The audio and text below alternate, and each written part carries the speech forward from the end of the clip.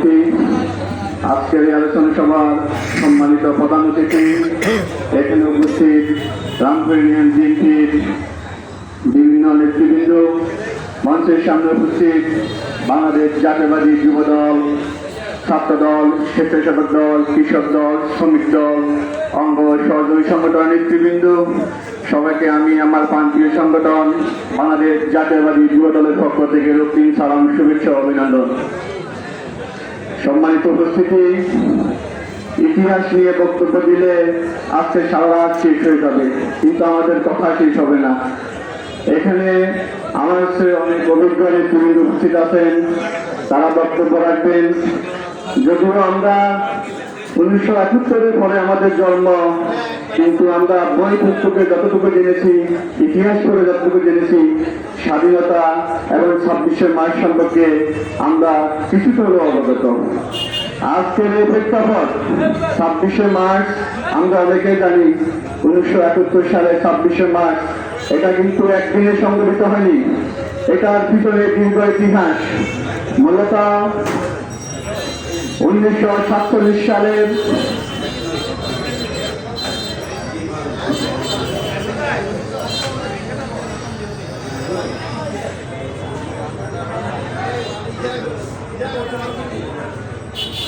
আলোচনাটুকু আমি করতেছিলাম।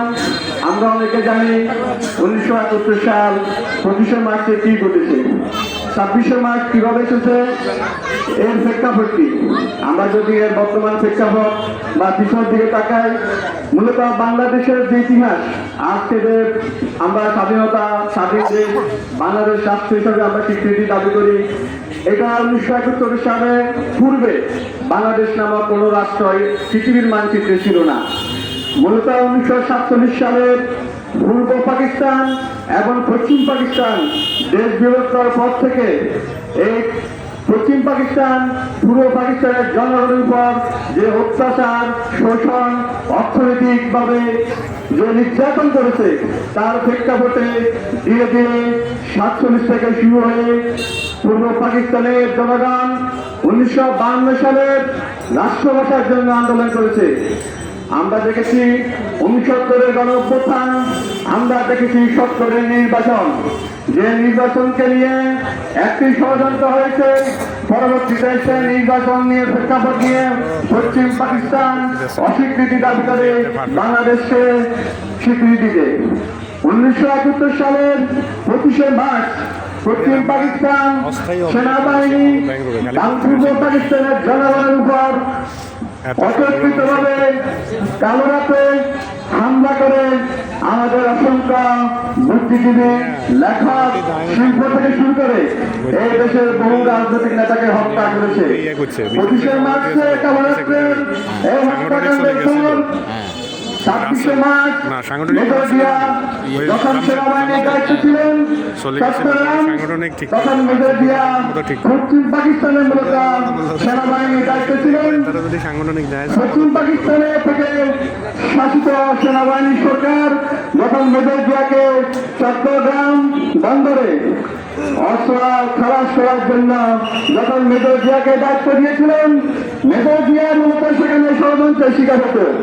পশ্চিম পাকিস্তানের সেনাশাসিত সরকার মেজর জিয়াকে 2 জন সেনা সদস্য দিয়ে বন্দর থেকে অস্ত্র খালাসের জন্য যখন বন্দরের উদ্দেশ্যে রওনা করতে দিচ্ছেন, মেজর জিয়া প্রথমে গিয়ে উনি তার বিশ্বস্ত লোকের মাধ্যমে জানতে পারে সেনা ক্যাম্পে পশ্চিম পাকিস্তানের সেনাবাহিনীরা হামলা করেছে।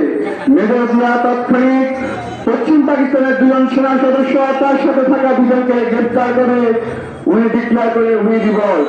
তারপর তিনি আমাদের বাঙালি যারা সেনা সদস্য আছে তাদেরকে নিয়ে ক্যাম্পে গিয়ে পশ্চিম পাকিস্তানের সেনা সদস্যদেরকে ঘেরাও করে গ্রেপ্তার করে। এরপর মূলত 27শে মার্চ সকাল 7:30 সম্ভাব্য তারিখ চট্টগ্রাম কালুরঘাট কেন্দ্র থেকে মেজর জিয়া ঘোষণা করে, আমি মেজর জিয়া বলছি বাংলাদেশের জনগণকে স্বাধীনতার পক্ষে প্রদত্ত আহ্বান জানিয়ে মূলত উনি বাংলাদেশের স্বাধীনতা ঘোষণা করে।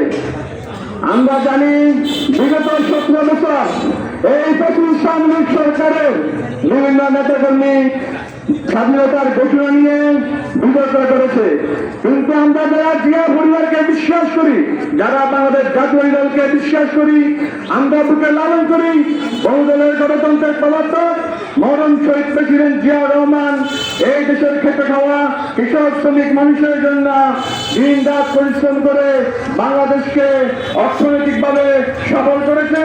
সেই জিয়া রহমানকে নিয়ে যখন বিতর্কিত করে এই আওয়ামী লীগের দোষরা, তখন আমরা আমাদের বুকে রক্তক্ষরণ হয়। আমরা 70 বছর আন্দোলন করেছি, আমরা দেখেছি আওয়ামী লীগের গুলির মুখে কিভাবে কথা বলতে হয়।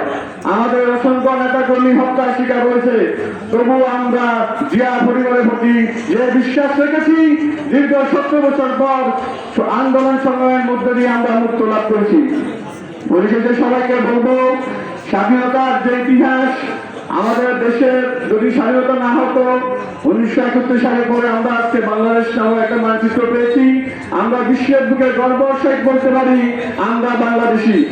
মেজর জিয়া এই স্বাধীনতার ঘোষণার মধ্য দিয়ে বাংলাদেশের অর্থনৈতিক, সামাজিক, সাহিত্য থেকে শুরু করে সকল কিছু অসংখ্য অবদান রেখেছেন। 1977 সালে মেজর জিয়া যখন রাষ্ট্র পরিচালনার দায়িত্ব নিয়েছেন, 77 থেকে 1981 সাল পর্যন্ত মেজর জিয়া 4 বছর রাষ্ট্র ক্ষমতায় ছিলেন। উনি একমাত্র বাংলাদেশের নির্বাচিত রাষ্ট্রপতি, কিন্তু আমাদের দেশের কিছু দুষ্কৃতকারী সেনা চট্টগ্রাম সার্কিট হাউসে মেজর জিয়াকে 1981 সালে 30 মে নৃশংসভাবে হত্যা করে। আমরা আজকে স্বাধীনতা দিবসকে সকলে শ্রদ্ধার সাথে স্মরণ করি এবং আমাদের সকলে একে অপরের সাথে মিলেমিশে আগামীতে রামপুর ইউনিয়নকে বিএনপি যুবদল ছাত্রদলকে সুসংগঠিত করে ঐক্যবদ্ধভাবে কাজ করবো, এই আশা প্রত্যাশা রেখে আজকের মতো আমার বক্তব্য শেষ করলাম। আসসালামু আলাইকুম।